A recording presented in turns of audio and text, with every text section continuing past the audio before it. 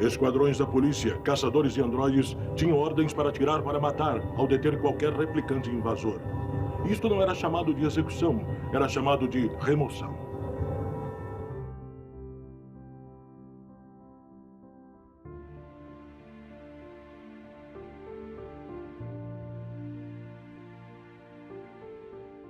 Em 1968 era lançado o livro Androides Sonham com Ovelhas Elétricas, pelo autor Philip Dick. Anos mais tarde, essa história seria adaptada para o cinema com o clássico nome de Blade Runner, o Caçador de Androides. Sempre fui aficionado pela trama da narrativa, tanto do livro como do filme. Não sei se pela estética ou pela grande complexidade do personagem Rick Deckard, que nas duas versões, com diferenças notáveis entre elas, aparenta ser um completo personagem isolado e moralmente questionável, propício para o estudo filosófico. Deckard a princípio é um homem conhecido pelo seu trabalho, já não prioritário de cara da lei. Ele já não é mais um policial, mas sim alguém que faz pequenos trabalhos que requerem uma pistola. Vive em uma cidade no mínimo diferente da nossa realidade, onde uma chuva insistente não para de cair e parece corromper não apenas o ambiente ao redor, mas também a felicidade e a vontade de continuar vivo das pessoas que pelas ruas passam todos os dias em multidões paralisantes. E só pela descrição você consegue ter certeza que essa seria a atmosfera perfeita para causar depressão em qualquer um, não é mesmo? Mas talvez o maior diferencial entre a narrativa de Blade Runner e a nossa da vida real seja a presença de androides muito parecidos com os seres humanos em sua totalidade. E coloco essa afirmação como um talvez, porque vivemos em tempos onde não seria muito inimaginável caminhar pela calçada numa manhã de sábado e ver um robô conversando e comprando pão. Eu, pelo menos, acharia no máximo curioso. A questão é que Deckard se apaixona por uma androide, a doce Rachel, e o motivo pode ser mais profundo e enraizado do que podemos imaginar, pois, além da teoria de Rick ser também um androide, não podemos deixar de levar em consideração o fator de intrigância masculina. Então você questiona, intrigância masculina? E eu respondo sim, esse é o melhor termo que podemos usar, e que eu fui capaz de criar. Veja bem, um homem se interessa especialmente, na maioria dos casos, pelo tipo de doçura de uma mulher. Essa que tem diversas formas e modos de ser expressada pelo sexo feminino e vista pelo masculino.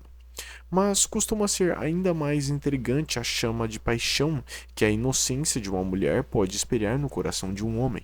E o homem, nesse exemplo, é aquele que em diversos pontos da vida, dos relacionamentos e do convívio em sociedade, foi jogado ao chão, pisoteado, deixado, chorando sozinho e obrigado a achar uma maneira de não demonstrar jamais a sua vulnerabilidade diante de qualquer presença desconcertante.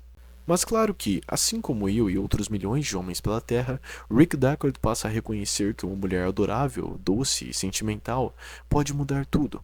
Mesmo que essa mulher não seja de fato organicamente e transcendentalmente uma verdadeira mulher.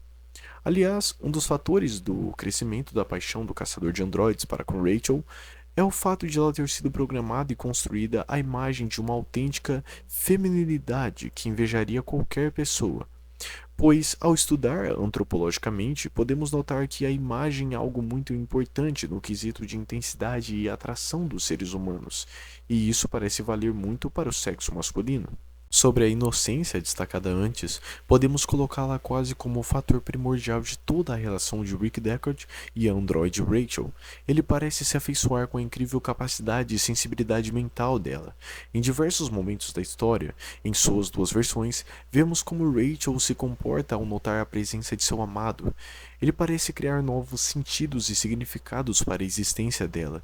E por outro lado, é também isso que causa a intrigância masculina de Deckard. Ele sente a necessidade de apresentar para sua querida mulher robótica as coisas que o amor pode oferecer, que o tato e o cuidado podem inserir naquilo que chamamos de vida. Deckard se apaixona pela imagem, pelo cérebro e pela novidade a ser apresentada para alguém que ainda nem conhece nada do que é ser humano. Pois o que definiria um humano nesse contexto? Quem poderia dizer que os ingênuos e pobres androides que vivem menos de 10 anos de Blade Runner não têm alma? Seria a alma criada pela experiência e pelo amor? No futuro da história, no filme lançado em 2017, conhecido como Blade Runner 2049, descobrimos que o relacionamento de Rick e Rachel gerou uma criança que por muito tempo seria excluída do resto do mundo, inclusive sendo finalmente revelada ao final desse longa em debate. Ou seja, teoricamente essa criança deveria ter uma alma, um híbrido enfim conhecido de homem e máquina, e não apenas isso, nascida geneticamente e organicamente, porque com total certeza os órgãos e propriedades anatômicas dos androides deveriam ser perfeitamente alinhados e parecidos com as respectivas partes dos seres humanos. E isso ainda gera mais uma questão simplesmente fantástica que não consigo tirar da minha mente. Essa criança seria basicamente filha de um humano com um projeto feito pelo próprio humano. Deus não entra nessa equação porque deliberadamente não haveria influência dele, mas apenas o curso normal da vida e da própria evolução de uma raça inteira. Sendo assim, talvez Nietzsche estivesse correto. Talvez nós realmente tenhamos matado Deus e seremos, assim como no universo de Blade Runner, os próprios geradores e distribuidores de almas. Ou então, poderíamos pensar como Spinoza.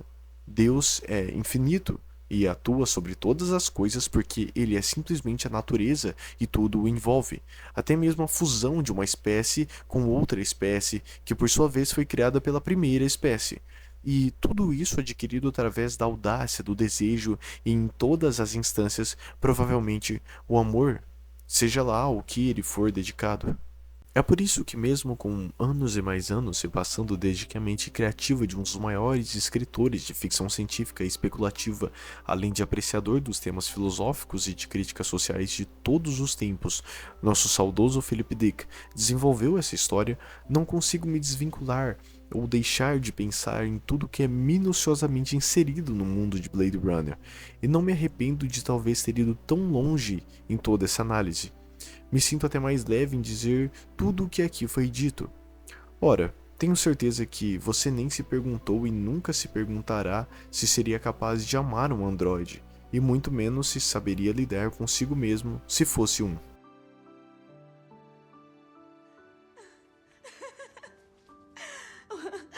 Obrigada. Paixão, pode ir aonde quiser no mundo agora.